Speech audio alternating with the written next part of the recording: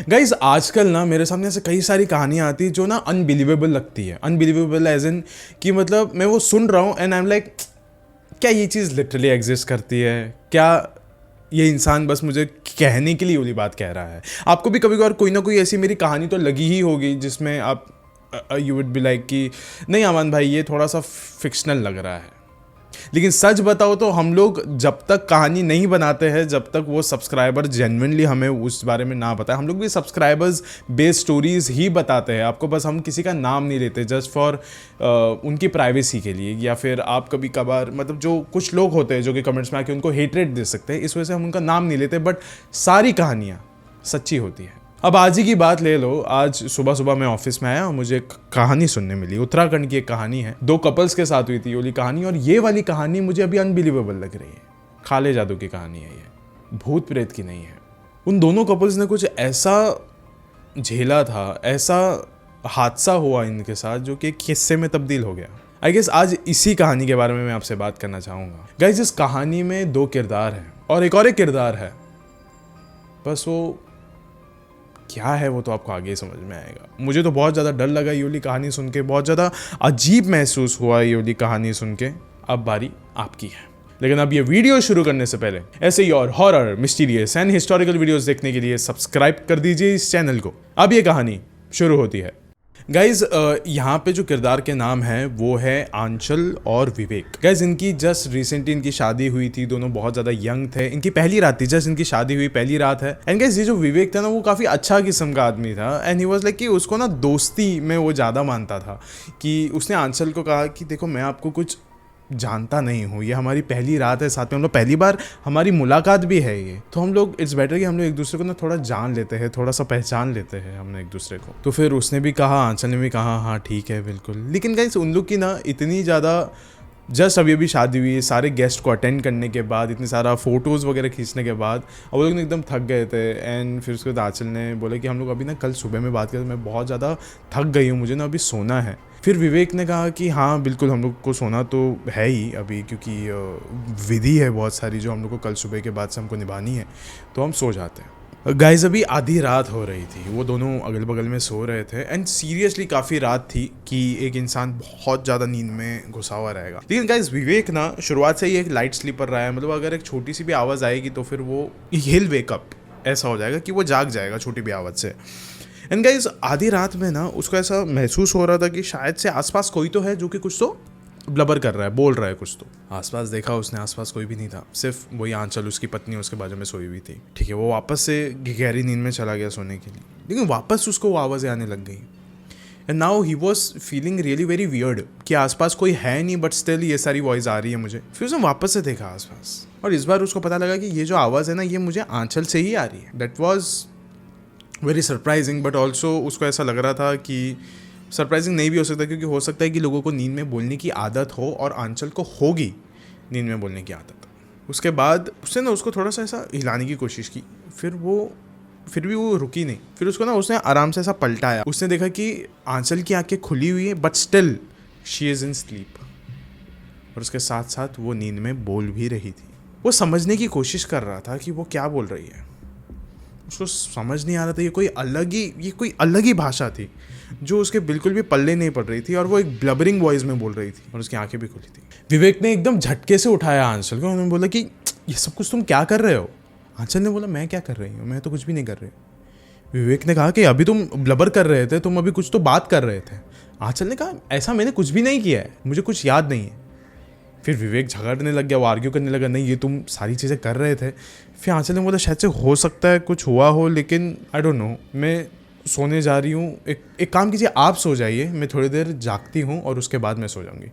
फिर विवेक सोने चला गया, लेकिन वो ना बहुत ज़्यादा एकदम कंफ्यूज था इन चीज़ों की वजह से कि ये सारी चीज़ क्या हुई। स्टिल वो अपने आप को मनाने की कोशिश कर रहा था कि शायद से हो सकता है कि इतने सारे गेस्ट को अटेंड किया है, इतना ज़्यादा लाइक शादी में गर्मी थी वगैरह वगैरह, हम लोग एकदम थक चुके, इसके लिए वो ये सब कुछ कर रही है। अभी हो चुकी थी अगली सुबह में विवेक उठा एंड उसने देखा कि आंचल और विवेक की माँ वो दोनों किचन में खड़े हो गए, काम कर रहे थे, हंसी मजाक कर रहे थे। वो भी बहुत ज़्यादा खुश था कि आंचल अभी मेरी मम्मी के साथ एकदम घुल मिल गई है एकदम, और दोनों हंसी मजाक कर रहे हैं एकदम दोस्त जैसे।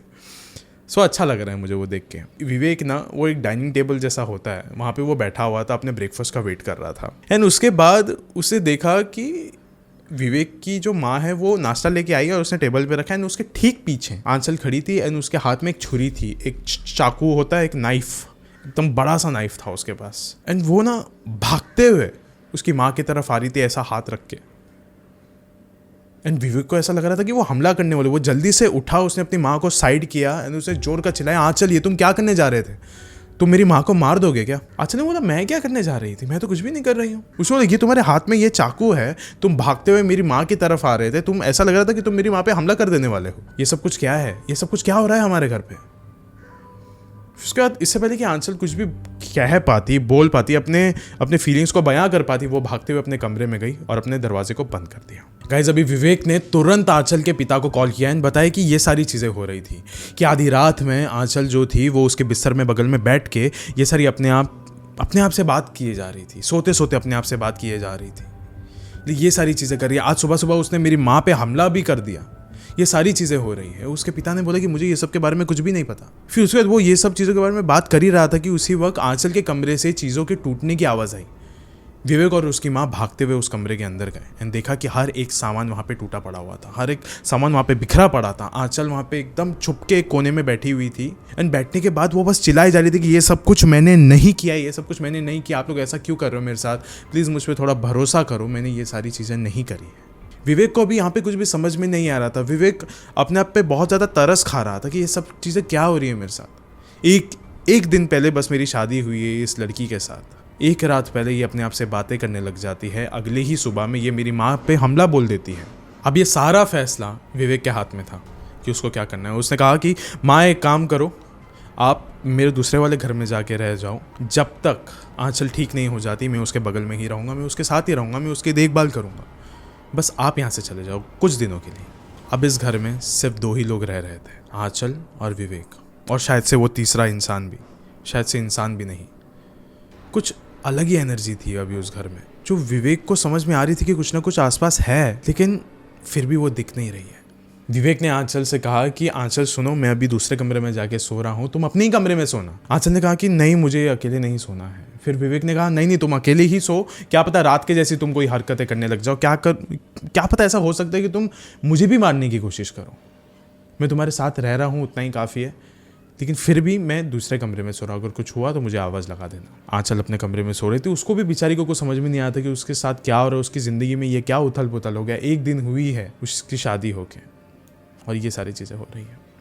विवेक अपने कमरे में सो रहा था, अभी काफ़ी रात हो गई थी, 2-2:30 बज रहे थे अभी रात के। एंड उसके बाद अचानक से ना उसको दरवाजे में दस्तक सुनाई दी। उसने पूछा कि आंचल ये तुम हो क्या, बाहर से आवाज़ आती? हाँ। फिर विवेक ने कहा कि ठीक है जो भी है हम कल सुबह बात करेंगे, अभी फ़िलहाल के लिए मुझे यहाँ पे सोना है, मेरे को सुबह सुबह जल्दी काम पे भी जाना है। फिर कुछ देर के लिए वो आवाज़ें एकदम ठंडी पड़ गई। कुछ देर बाद दरवाजे पे दस्तक तेज़ हो गई, बहुत तेज़ आवाज़ें एकदम हर जगह पे गूंज रही थी। फिर उसके बाद विवेक झटके से उठा, दरवाजे के पास गया और उसने कहा मैं तुम्हें कहा ना, मुझे अभी कुछ बात करनी नहीं है तुमसे, कल सुबह आना, कल सुबह बात करेंगे। बाहर से एक मर्दाना आवाज़ में आवाज़ आती है, नहीं दरवाज़ा खोलो, मुझे अभी बात करनी है तुमसे, दरवाज़ा खोलो। विवेक 2 कदम पीछे चला गया। एंड गाइस उसके बाद ना वो ये सोचने लगा ये किसकी आवाज़ है, एक मर्द की। फिर वो सीधा गया दरवाजे के पास, उसने दरवाज़ा खोला और उसने देखा कि बाहर कोई भी नहीं था। आसपास भी देखा उसने, वहाँ पे कोई भी नहीं था। उसने अपने दरवाजे की तरफ लेकिन थोड़ा गौर के देखा, उसके ऊपर नोचने के निशान थे जो कि किसी भी इंसान के नहीं लग रहे थे, किसी जानवर के लग रहे थे। बहुत ज़्यादा शॉक था वो कि अभी ये पिछले 5 मिनट में उसके साथ क्या क्या हुआ है। विवेक अभी भागते हुए आंचल के कमरे के पास गया। वहाँ पे जाने के बाद उसने देखा कि आंचल वहाँ पे थी ही नहीं, और वो लिटरली एक्सपेक्ट कर रहा था कि आंचल वहाँ पे होगी, क्योंकि आवाज़ मर्दाना थी जैसी, चूँकि आंचल से बिल्कुल भी घुलती मिलती नहीं थी। फिर उसको ढूंढते ढूंढते हर एक कमरे में गया। फिर उसके बाद वो सीधा हॉल में गया और जाके देखा कि आंचल वहाँ पे कोने में छिपके एकदम बैठी हुई है, जैसे वो हर किसी से छिप रही है। एंड ऐसा लग रहा था कि वो कुछ खा रही है। उसने जब ध्यान से देखा तो आंचल वहाँ पे कुछ कीड़े मकोड़े थे, कॉकरोचेस वगैरह, वो सब कुछ वो खा रही थी। फिर जैसे ही आंचल ने नोटिस किया कि विवेक आ रहा है उसके करीब थोड़ा सा, आंचल जोर जोर का हंसने लग गई, स्माइल देने लग गई उसको, एक अजीब सी स्मक। विवेक ने बोला ये सब कुछ हो क्या रहा है। फिर उसके बाद आंचल एकदम करीब आई भागते हुए विवेक के और एकदम रोने लग गई वो। उसने कहा कि ये सब कुछ मुझे नहीं करना है विवेक, प्लीज़ मुझे बचा लो ये सब से। ज़ोर ज़ोर का रोने लग गई, जैसे कि वो एक सहारा मांग रही हो विवेक से, एक सपोर्ट मांग रही हो कि प्लीज़ मुझे बचा लो। विवेक ने उसके चेहरे को पकड़ा और उसको कहा कि मैं बचा लूँगा तुम्हें, तुम फिक्र मत करो। आंचल ने झटके से उसके ठीक पीछे रखा हुआ एक चाकू पकड़ा और विवेक के अंदर घुसा दिया। विवेक वहीं पे गिर गया शॉक के कारण। थोड़ी देर पहले मैं अपनी पत्नी को सहारा दे रहा था उसके रोने के वजह से, उसके गिड़गिड़ाने के वजह से, और उसने अभी ये क्या कर डाला मेरे साथ। और विवेक वहीं पे बेहोश हो गया। जब विवेक की आंखें खुली तो फिर वो अस्पताल में बैठा हुआ था, उसकी माँ उसके करीब बैठी हुई थी। विवेक ने जो सबसे पहला शब्द यूज़ किया रहेगा वो ये था कि आंचल की तरह क्या वो ठीक है। विवेक की माँ ने कहा कि हाँ आंचल तो ठीक है, लेकिन अभी फ़िलहाल के लिए वो जो पुलिस ऑफिसर्स हैं उनके गिरफ्त में है। आधी रात को कल उसने तुम पे हमला किया था, तुम पे छुरी से वार किया था, चाकू से, एंड उस गुनाह के लिए उसको पुलिस ने अपने हिरासत में लिया है एंड अब वो वहीं पे रहेगी। अभी कोर्ट में केस जाएगा वगैरह, बहुत सारी चीज़ें होगी। फिर उसके बाद विवेक ने कहा कि नहीं ऐसा नहीं हो सकता, ये वो नहीं कर रही थी जो भी कर रही थी।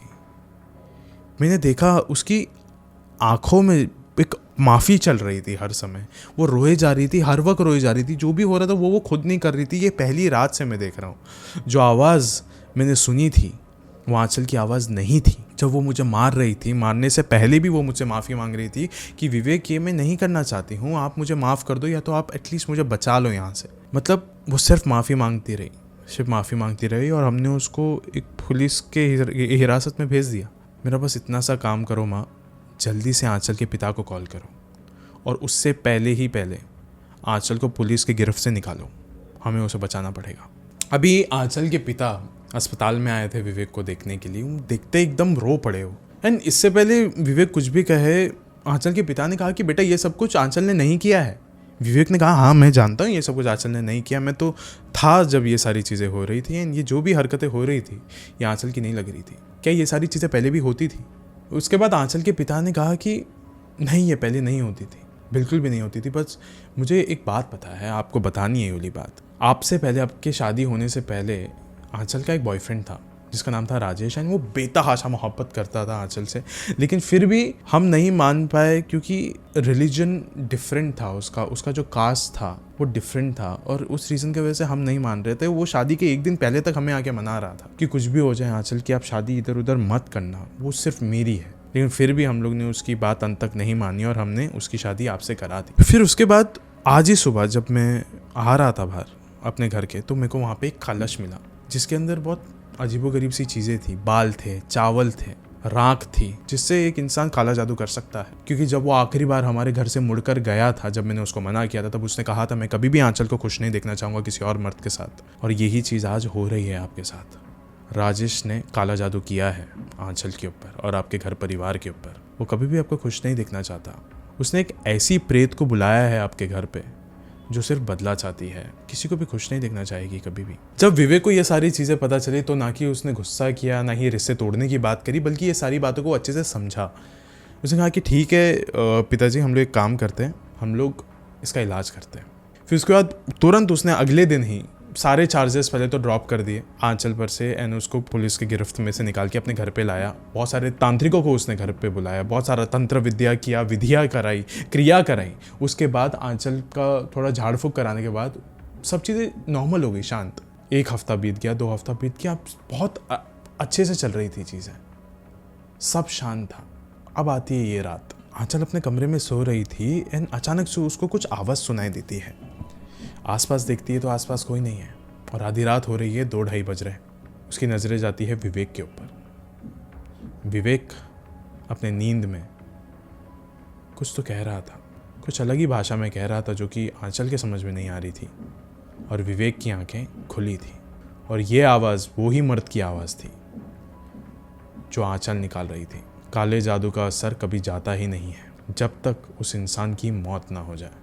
उसकी डेस्टिनेशन एक ही होती है, उसका जो गोल होता है वो एक ही होता है, और वो होता है मौत।